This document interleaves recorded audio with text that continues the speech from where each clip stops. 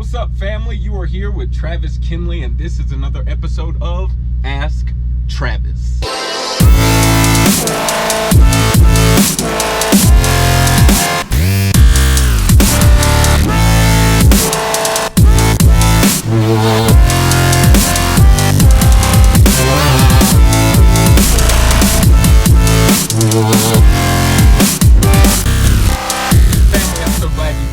Today's episode of Ask Travis, we have a question from Mr. Owusu. He asked, the Old Testament serves as the foundation for both the Christian New Testament as well as the Islamic Quran. Both religions claim to have the path to heaven. What is your take on that? Not asking for which is right or wrong, but just the Kinley perspective. Perspective starts with observing the nature of truth. Now, at least in America, there are usually two views of truth that people subscribe to. The first one I'll mention is absolute truth. Absolute truth is the view that a truth claim is true at all times, in all places, under all circumstances, all the time. All the time, this is true, right? It's either pineapple belongs on pizza or it doesn't belong on pizza, okay? It doesn't have to do with what year it is, what country you're from, what your taste buds are like. Absolute truth states that if pineapple belongs on pizza, that's a truth claim that's true everywhere at all times under all circumstances. Now, the other view of truth is relative truth.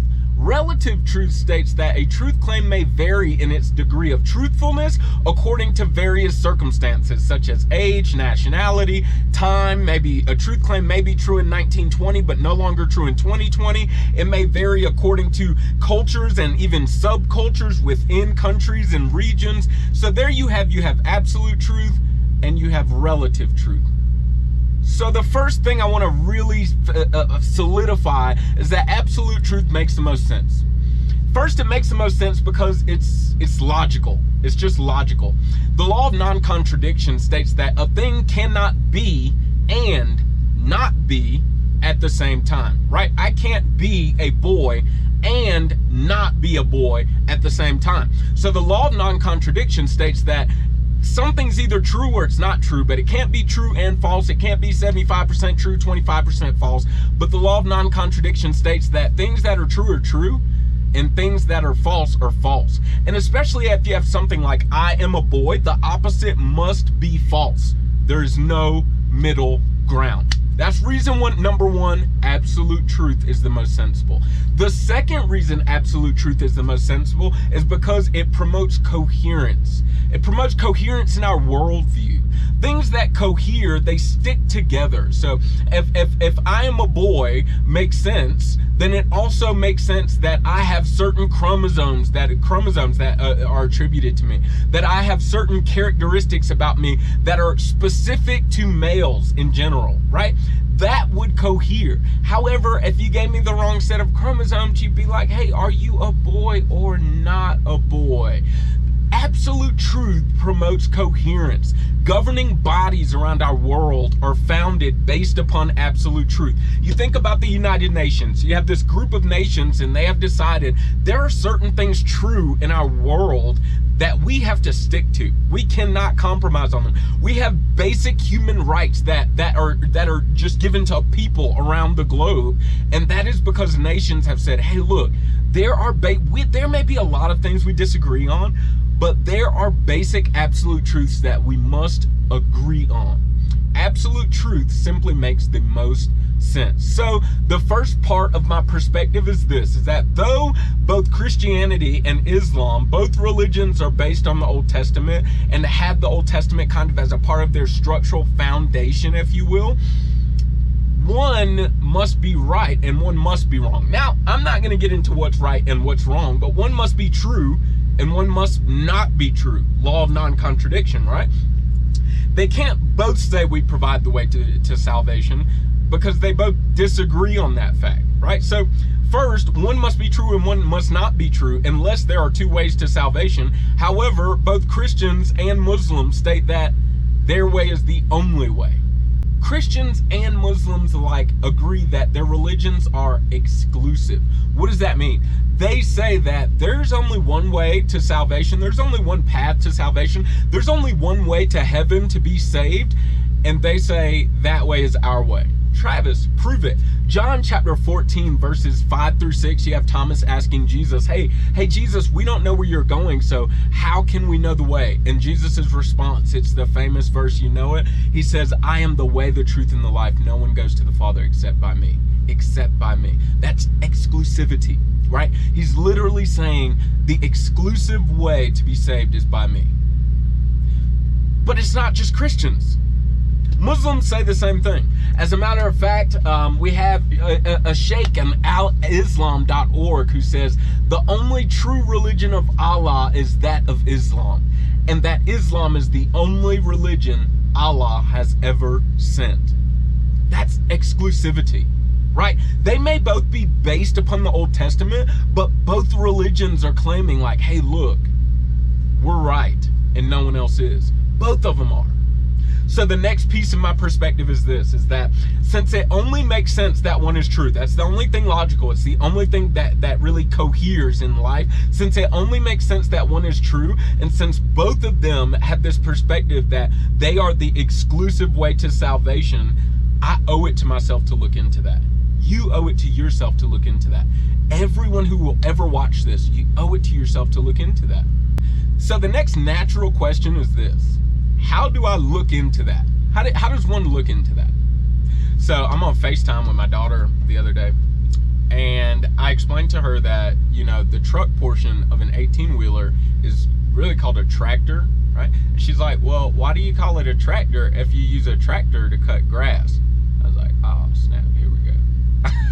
But look, she had a point. Why do you call it a tractor if a tractor is used to cut grass, right? If you have young children, or if you have children that used to be young, you know. If you've ever even hung around young children, toddlers, you know. Toddlers have questions. You need to come equipped. Have your ammunition when you show up to the house. If you're babysitting, be strapped with answers. Be ready.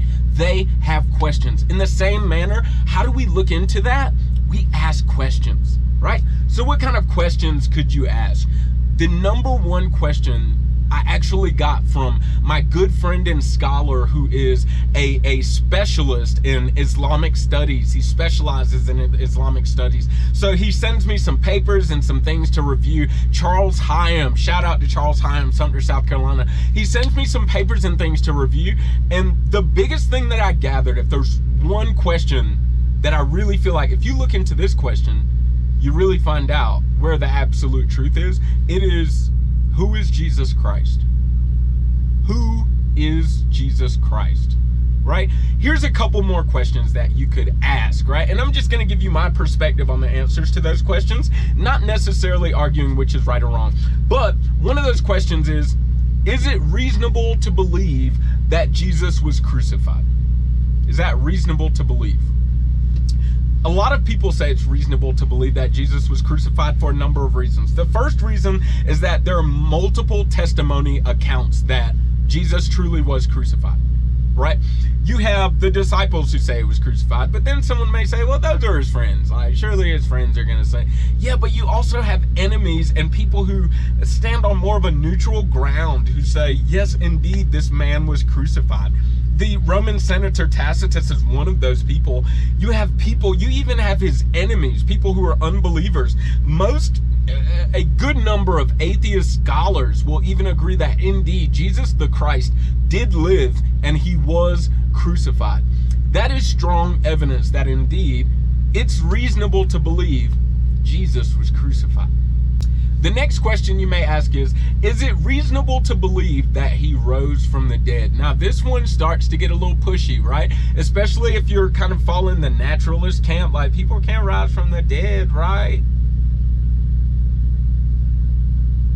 This one gets a little tricky though. Is it reasonable to believe that Jesus indeed rose from the dead?